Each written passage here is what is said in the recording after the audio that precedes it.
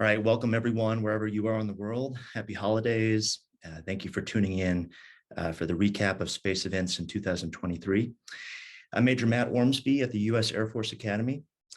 I'm part of the Law, Technology, and Warfare Research Cell, and it's becoming something of a tradition at this point to recap the major events in the space sector at the end of each calendar year. So most months, it's a privilege for me to bring in scholars, academics, and leaders in space law for our monthly space law webinars. But at the end of the year, we take a moment, reflect, look back at what happened in the last year and what it means moving forward. A quick note that I'm not speaking today in my personal capacity. I am speaking in my personal capacity only today. So please note the disclaimer below. Any opinions and any mistakes or misstatements are my own. Okay. I'll start off with the observation that 2023 was jam-packed with developments in space operations with a lot of significance for the interpretation and development of the law. If you had an entire day, I could maybe get into the events of 2023 properly.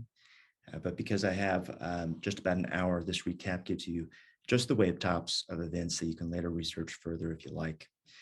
So this recap can't be exhaustive, but I'll try to cover what I think is important in our limited time. Please write me an email later, reach out if you think I missed something important, and I'll do my best to do it justice in future webinars. For each topic, I'll try to include legal implications beyond the obvious current events news angle. I'll discuss legal and policy considerations that might be relevant.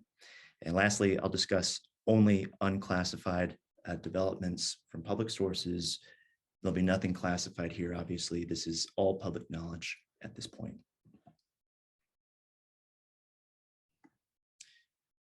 All right, here's an overview of our topics today. The topics are somewhat chronological for 2023, but also loosely grouped by theme. These developments made headlines in 2023 and impacted air and space law in significant ways. As you can see at the bottom, I'll wrap up with a look at some major events scheduled for 2024.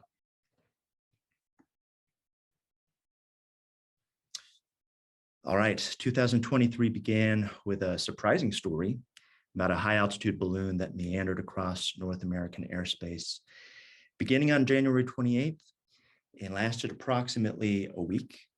The balloon originated in China and flew across North American airspace, including, as you can see from the depiction down below, Alaska, Western Canada, and the contiguous United States.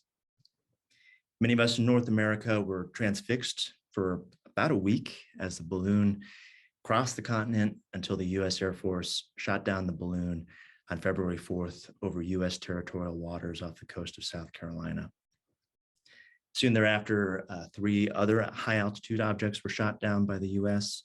on February 10th, 11th, and 12th in American and Canadian airspace.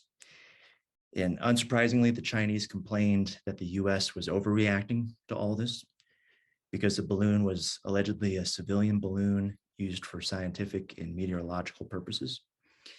China said that the balloon had entered U.S. national airspace, not intentionally, but due to force majeure. This, as we know, is likely not true. And many believe the high-altitude balloon was, in fact, a spy balloon from China.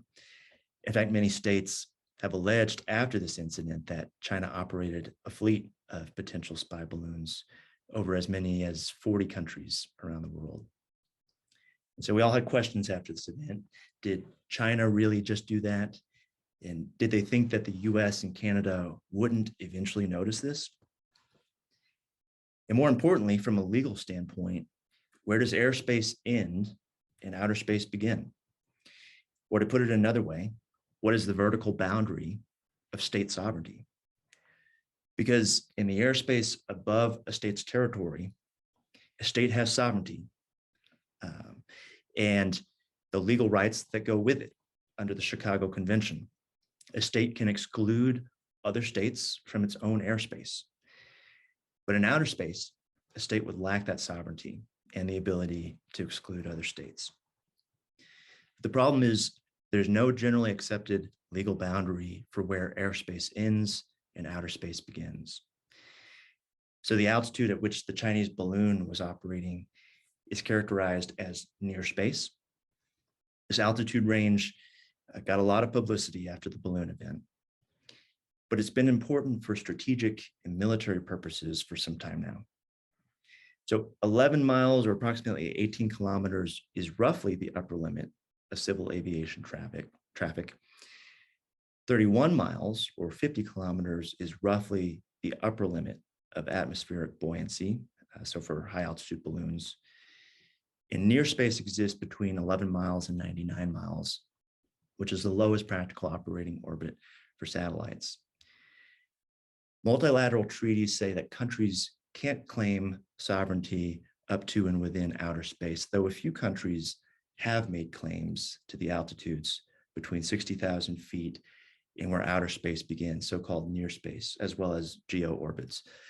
So there's a question of when the Chinese high altitude balloon flew across the US at altitudes reportedly as high as 65,000 feet, was it in the murky zone where no international consensus exists about which country has control? If the balloon were in the lower limits of outer space, it would have every right to be there. That would not be the sovereign territory above the US with rights to exclude the balloon from overflight. However, maintaining the balloon in lower near space furthers the argument that the balloon was in the upper reaches of US airspace, where the US maintains sovereignty and has the right to safely and securely bring the balloon down as it did. Without question, the balloon was well below the von Karman line at approximately 100 kilometers or 60 miles, which many view as the unofficial line between airspace and outer space, though again, there is no broad consensus on this.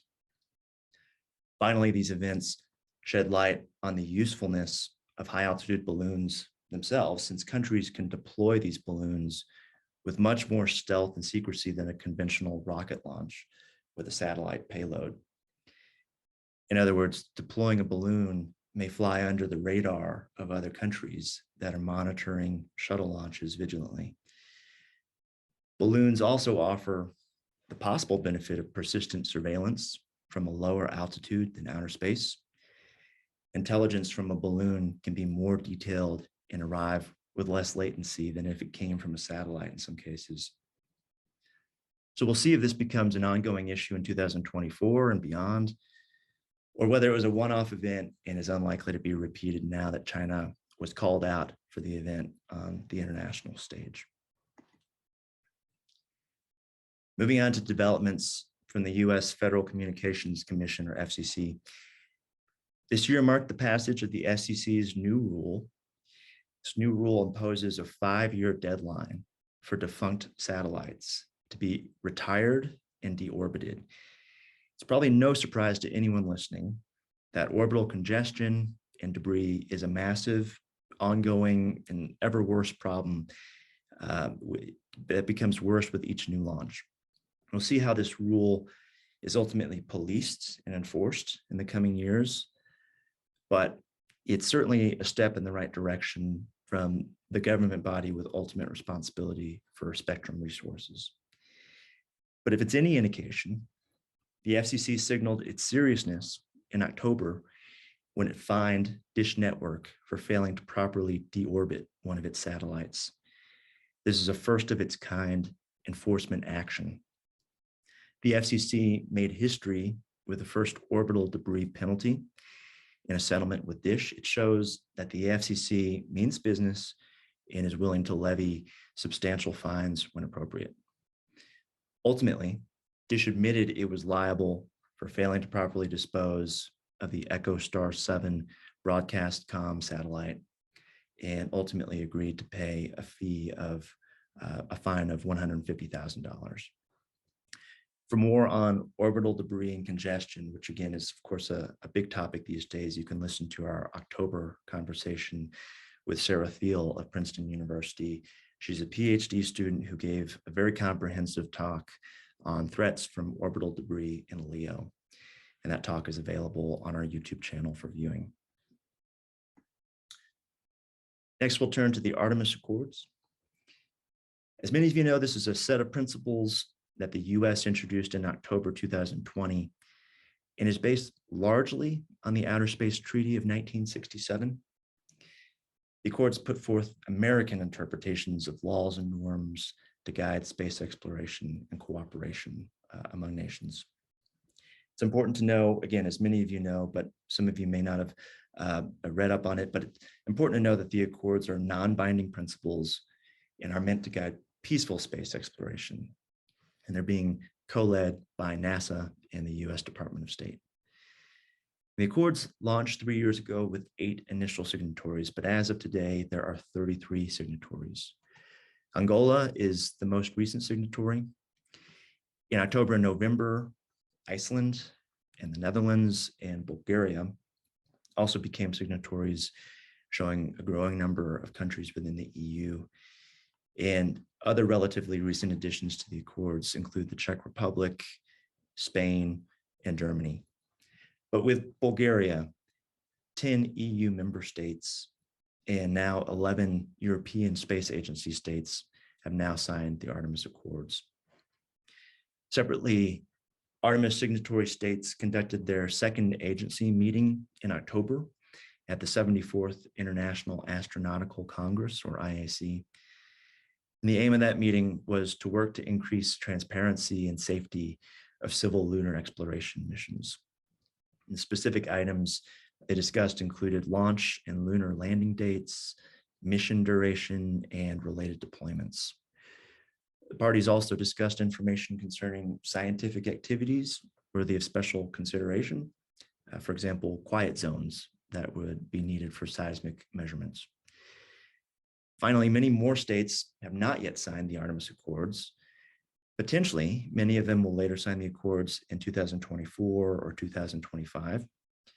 But many of them have also signaled support for China's competing lunar exploration program, which received new signatories as well this year. In September, for example, South Africa joined China's program. And then in October, Azerbaijan joined as well.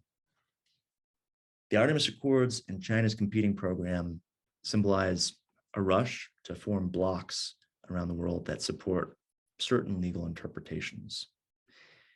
The US certainly has its own policy hopes, its own objectives for outer space. Much of the Western Hemisphere is willing to sign on to this perspective on outer space in the absence of another multilateral treaty like the Outer Space Treaty, which would be very unlikely at present. But China and Russia and their allies dispute certain American legal interpretations. For example, that in situ lunar mining would not constitute appropriation in violation of Article 2 of the Outer Space Treaty. So in some respects, the US has taken liberal interpretations of space law in furtherance of our own exploration interests in our own domestic space industry. Other states have taken a more constrained approach to the law. Soft law, or non-binding principles, as well as norm setting from leading spacefaring countries, that was all a central theme in 2023 and before, and I think will continue to be critical in the coming years. We'll be looking closely in 2024 to see if states show further support for the Artemis Accords or for China's program, or if they decline to pick sides at all for geopolitical reasons. From states, now we'll pivot to commercial actors.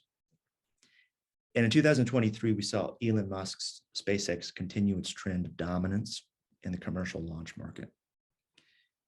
First, SpaceX agreed to provide Starlink services to the US Department of Defense under a $70 million contract based on, quote, unique terms and conditions. Like many smaller commercial entities and governments worldwide, the DoD is to some extent beholden to SpaceX for support in space activities and capabilities. So SpaceX will continue to be critical to the US military and its missions, which are already heavily reliant on general capabilities in outer space. As another example, SpaceX signed a deal to launch key European satellites next year. SpaceX will be launching as many as 4 of Europe's flagship Galileo satellites into orbit in 2024. These satellites will launch on a pair of Falcon 9 rockets. And the EU commissioner responsible for space said that completing a security agreement was the last milestone before launches, aimed for April and July of next year. And the EU will reportedly pay 180 million euros for these launches. Europe was put in a difficult spot and forced to turn to SpaceX because of continued delays in the development of the Ariane 6, which is an expendable launch system that's been under development in Europe since the early 2010s. Additionally, SpaceX is now assisting even Amazon, its satellite constellation rival, by launching some of Amazon's satellites. Amazon announced just this month that it signed a contract for 3 Falcon 9 launches starting in mid-2025, carrying an unspecified number of Project Kuiper satellites. Those satellites will support Amazon's planned satellite internet division. This comes as somewhat of a concession from Amazon, which had hoped at one time to compete with SpaceX as its equal, but is at this point is falling behind. From all these developments, the concern is a market share for SpaceX that resembles dominant control. The Outer Space Treaty and related space treaties were adopted at a time of state control over space activities, at a time when the US and the USSR were the only players in outer space. But with each year in which SpaceX becomes more powerful, states become more like observers of commercial breakthroughs, standing at the sidelines as corporations push new boundaries in outer space when states used to do that.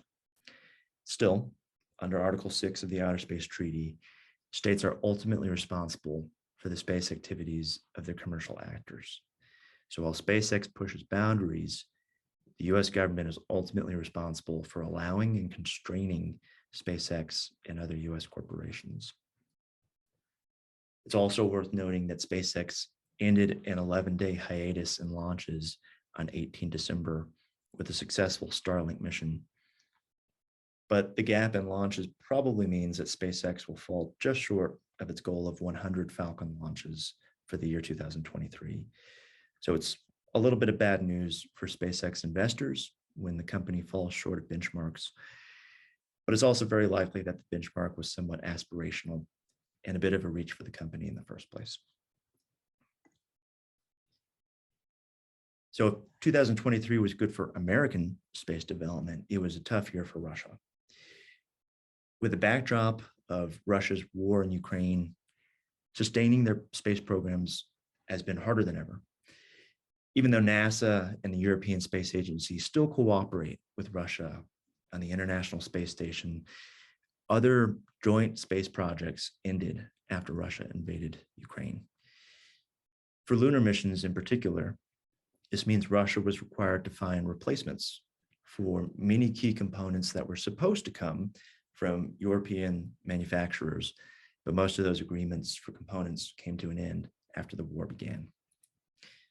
This context and Russia's ongoing war helped to explain its setbacks in 2023.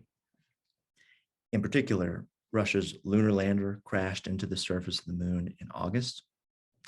Roscosmos said that its Luna 25 spacecraft appeared to have, quote, ceased its existence after a failed orbital adjustment maneuver. This was a major setback and an embarrassment for Russia. Considering Russia was the first nation, as the Soviet Union obviously, to put a satellite, a man, and then a woman in orbit, the lunar crash landing was a big disappointment. Russia had hoped its Luna 25 would be the first mission to reach the moon's south polar region, which contains water ice and other valuable resources. Russia's setback was followed by India's success. 1 month after Luna 25 crashed, the Indian Space Research Organization said it had successfully landed the Chandrayaan-3.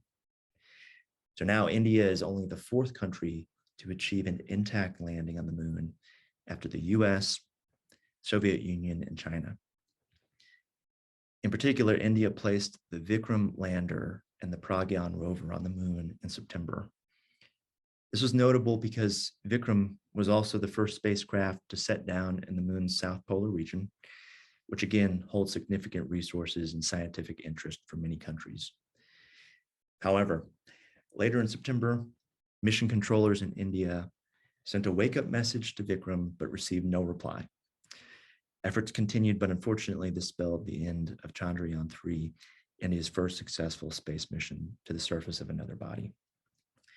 Heaters could have been added to Vikram to offset the frigid lunar nights, reportedly, and possibly prevent this outcome, but this would have added substantial cost and weight and complexity to the mission. But India quickly put this outcome aside and looked to the future. 2 months after the successful moon landing, Prime Minister Modi announced 2 new targets for his space agency, setting up an Indian space station by 2035 and taking the first Indian to the moon by 2024. These targets are ambitious, but it's a clear call for support from the approximately 1.4 billion Indians to push forward in space. So while Russia's light fades somewhat in the space sector, India's grows brighter as it meets these new targets and its population continues to grow. As we all know, the Russian invasion and war in Ukraine continued in 2023. Recall for a minute that the invasion began on 24 February 2022. So as the war approaches the start of year 3, it's worth reflecting on the role of space operations in this war so far. Russia's earliest attempts were to deny Ukrainian troops access to a satellite communication system they relied on, Viasat. Viasat is stationed in geostationary orbit, and Russian troops generated a cyber attack against Ukrainian ground infrastructure. It's not uncommon to see an attack on the ground network to achieve an intended space effect, especially if the space infrastructure is in distant geo. So we've seen cyber warfare on ground networks continue to play a role for space assets and capabilities in 2022 and 2023. Thereafter, Ukraine turned to SpaceX for its commercial Starlink system for combat communications, which has so far worked reliably during the war.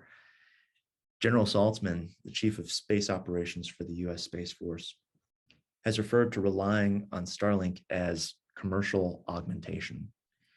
In other words, it's augmenting military infrastructure with the capabilities of SpaceX and other commercial providers.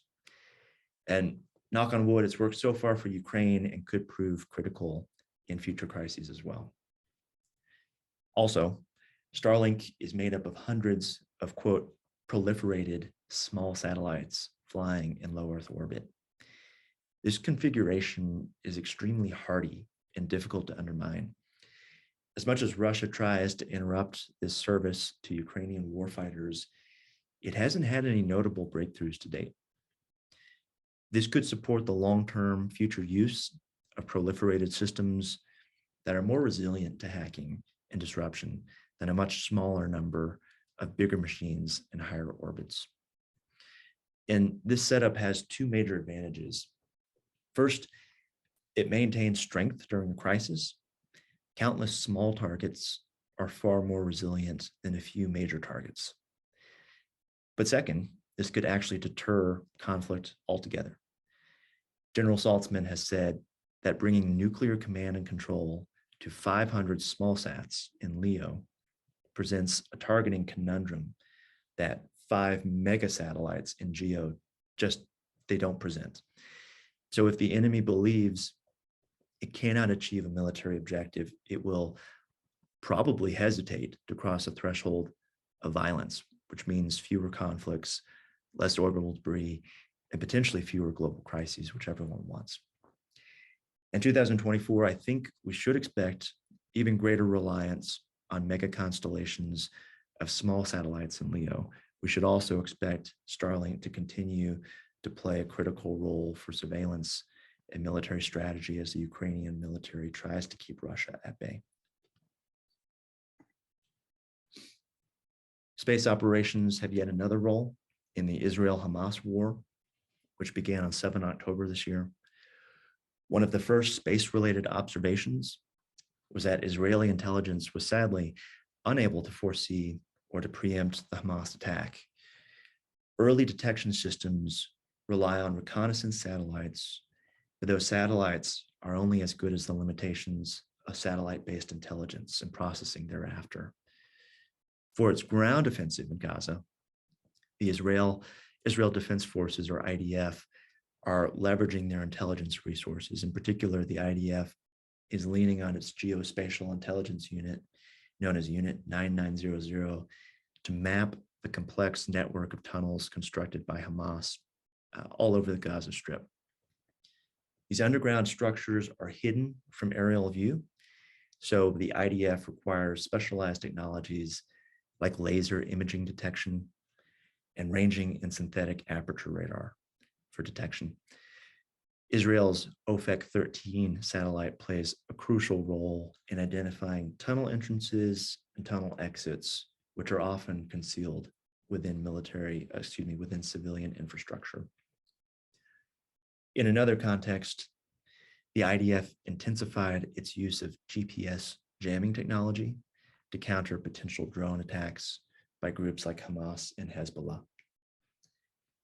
For SpaceX's part, it said that no Starlink terminal from Gaza had attempted to connect since the war began, and that if one did attempt to connect, SpaceX would take extraordinary measures to ensure it was used only for humanitarian purposes. It's notable that Israel has historically had restrictions on US satellite image collection over its territory. Under the Kilbingham Amendment, or KBA, the Office of Commercial Remote Sensing Regulatory Affairs, which is part of NOAA, it can issue a US license for collecting or distributing satellite images of Israel, quote, only if such imagery is no more detailed or precise than satellite imagery of Israel that is available from commercial sources, meaning outlets outside the US. For more than 2 decades, the resolution limit was set at 2 meters. So as technology and access to orbit improved, US satellite companies lagged behind competitors, such as Airbus, in providing images of Israel. Well, things finally changed in 2020 when the US acknowledged that with at least a dozen companies in 8 countries offering imagery far superior to 2-meter resolution, the commercial satellite sector had surpassed the US's ability to control it. So in 2020, the agency within NOAA sharply lowered the KBA's allowed resolution from 2 meters to 0.4 of a meter, meaning 1 pixel in a satellite image of Israel can now depict a square on the ground measuring approximately 40 centimeters by 40 centimeters, while it used to be 2 meters by 2 meters, so that there is much greater resolution that's available for territory over Israel. Finally, in October, Israel's Arrow missile defense system reportedly intercepted a Houthi ballistic missile in space for the first time. The attempted strike was believed to have been launched from Yemen. It was the interceptor's first use during a war and the first interception of a ground-to-ground ballistic missile. Others have said that because the intercept occurred just beyond Earth's atmosphere, it's considered the first reported instance of space warfare. As takeaways, we see the ever greater reliance on space assets and capabilities for early conflicts and wars. Space enables Israel to fight Hamas adequately the same way that Ukraine fights Russia with help from space-enabled intel and recon. Finally, the lowering of the KBA's allowed resolution is historic. It's notable in and of itself, but it's also an overdue recognition that several foreign companies have developed advanced remote sensing imagery in the last decade. We'll now take a look at possible events in 2024. First, anticipate further signatories to the Artemis Accords as previously discussed. The US will likely try to add more signatories from the EU and Africa specifically. This will happen as a competing global faction led by China, built a separate coalition of states for a different interpretation of space law. Next, Artemis 2 will be NASA's second mission in the Artemis program. It's scheduled to launch in late 2024. The mission will send 4 astronauts around the moon in the Orion capsule for a 10-day flight test. The flight will hopefully test NASA's deep space exploration capabilities, as well as the Space Launch System rocket and the Orion spacecraft. For its part, China's Chang'e 6 is a planned robotic mission to explore the moon. It's China's second sample return mission and is expected to launch in May 2024. The mission hopes to place a lander in the South Pole Aitken Basin on the far side of the moon. Japan's Martian Moons Exploration Spacecraft, or MMX, is a robotic space probe for exploring the moons of Mars. With a launch scheduled in 2024, Japan hopes the MMX will enter orbit around Mars in 2025. After taking samples from Phobos, Mars's largest moon, Japan's government hopes to determine the origin of the Martian moons. Finally, Blue Origin's New Glenn is a reusable 2-stage rocket being developed for a variety of future missions. The rocket can haul nearly 50 tons of payload into low Earth orbit. NASA has added the New Glenn to its fleet of commercial launchers, and Blue Origin is developing a second moon lander for NASA's Artemis astronauts. Before I end, I'll briefly plug the 4th annual Space Law Conference. This will be co-hosted by U.S. Space Command and the U.S. Air Force Academy. I included a link to find out more and to register in my email about this webinar, but I'll include it again in my follow-up email to you all. Please forward this to anyone you think would be interested in the conference. Certainly, if you're interested, sign up today. If you're not on that email list, reach out to me and I can add you very easily. This year's conference will bring in a number of esteemed panelists from academia, industry, and the military, as we have for the first 3 years. The first 2 days will be unclassified days held at the Air Force Academy. Day 3 will be in another location in Colorado Springs to discuss only classified topics. We hope you can make it either in person or through our virtual attendance option on Zoom. Lastly, please follow us on YouTube, where we host more space law webinars and have a backlog of several past presentations. We also host a separate series on cyber law topics and a series on law and emerging technologies. My peers and I love to share new research and scholarship with you, and we have several exciting new presentations lined up for 2024. With questions or feedback, please reach out to me. I list my email address here, and I'm always happy to hear from you about what you enjoy and what we can improve. Finally, thank you all for your time. It was a pleasure putting this together and presenting important topics to you. Please continue to engage with us in 2024. I wish everyone a happy, healthy new year. Have a great day, and thank you again for your incredible support.